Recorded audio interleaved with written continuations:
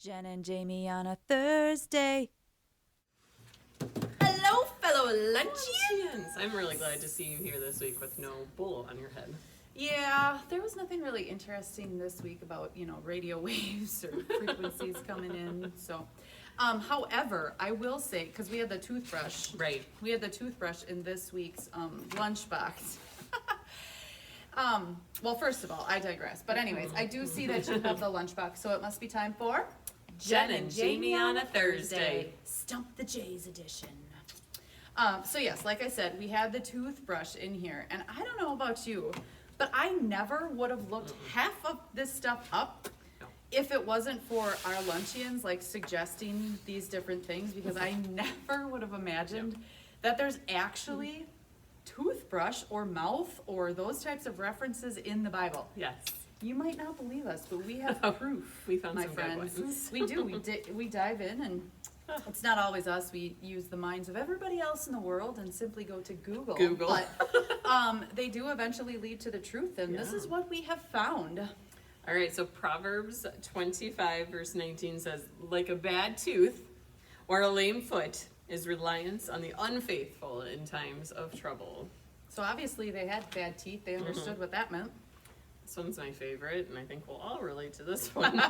In Job chapter 19, it says, my breath is offensive to my wife. I am loathsome to my own brothers. Can you imagine?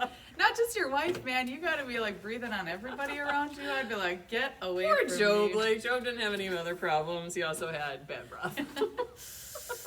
And it made like biblical history. I mean, Yeah, man, it's in there. it's in there. Poor guy. Anyway, I Anyways, needed a chew stick. yeah. We'll find out about that later, I promise. But anyways, before you read the last one, I have a question for you and our lunchians. Do you guys know who the first dentist was? Ever. Like, ever. Who was the first dentist? Do you know? Well, we do. It's in the Bible. It's in the Bible. And it comes from? Psalms chapter 81, verse 10. It says, I am the Lord your God who brought you up out of Egypt. Open wide your mouth and I will fill it. See? So how many of you are at the dentist right now, picturing yourself at the dentist and going, and your dentist is going, open wide. I gotta fill your teeth. Now, usually if we're at the dentist, open wide is like checking or filling something. I mean, God is not like worried about our teeth at this point. He's more wanting to shower us with his blessings. But we thought we'd add a little humor to your day in showing you that God was in fact the first dentist. Very first dentist. So, anyways, so we said that in finding more information gosh. about the toothbrush, we kind of went down a rabbit hole. Another one, shocker.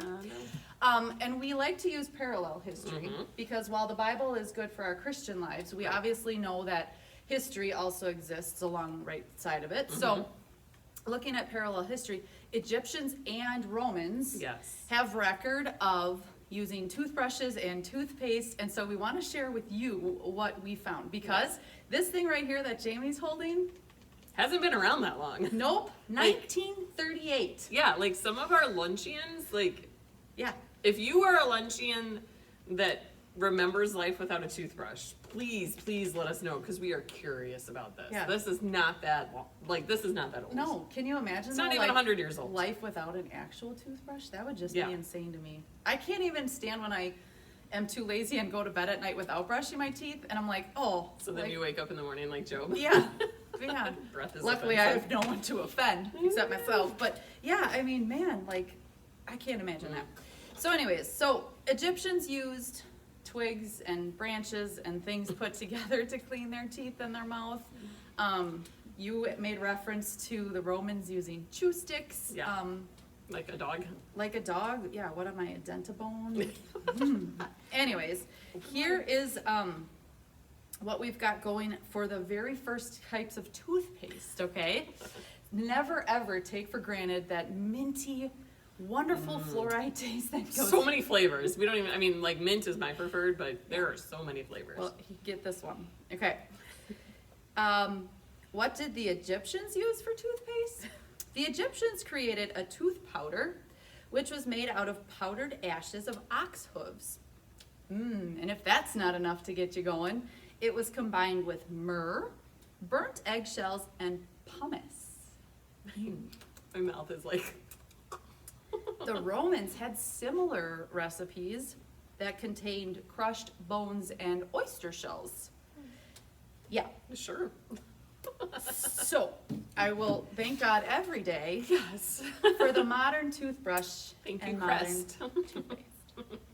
Well, now this was fun, but Yes. we did relate the toothbrush to the Bible outside of those 3 references that we found. How did we do that? Right, so the toothbrush we know is used to clean our teeth. It gets rid of all the plaque and the food that gets stuck in your teeth when you eat.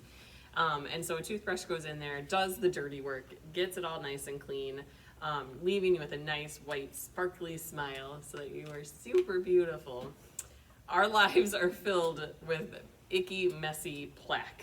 We have plaque in our heart. It is just sin that is eating away at our very souls. But we know that we have God who comes in and cleanses us from all of that. All we need to do is ask for his forgiveness, ask for his grace, and it's ours because of what Jesus did on the cross. So like we're talking about all the different old kinds of toothpaste and ox bones and whatever, hooves and hooves. bones On the ground, and hooves. ugh, all that good stuff that was being used. Not too long ago, we actually celebrated the Reformation, and we talked about how the church at that time was teaching all of these really strange and odd things that people had to do in order to gain forgiveness of sins. And so they were selling indulgences, and you had to pay certain prices, and you had to do certain things, and you had to crawl up the steps and pray, and all this kind of stuff. And Martin Luther stopped and said, no, like that's not at all what the Bible teaches us. The Bible teaches us that Jesus died on the cross. We are forgiven, and we have God's grace because of that. So no longer do we have to brush our teeth with the old gross stuff. Now we get to use the freshly mint stuff.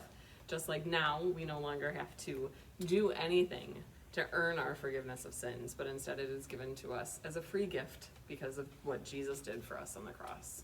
So not only will I be thanking God for his love, forgiveness, and grace, but also the modernization of toothbrushes and toothpaste.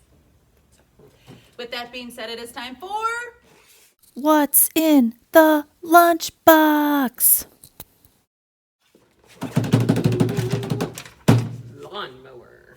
Oh, good grief, people. Hopefully you have winterized yours and put it away by now.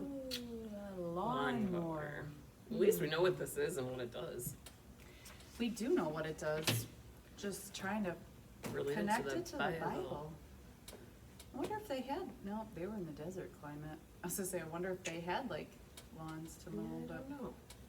I'm sure we'll figure out something. But until then, you know, we'll just keep hanging on. From Jen and Jamie, May your lunchbox always be full. we'll see you next time. Jen and Jamie on a Thursday.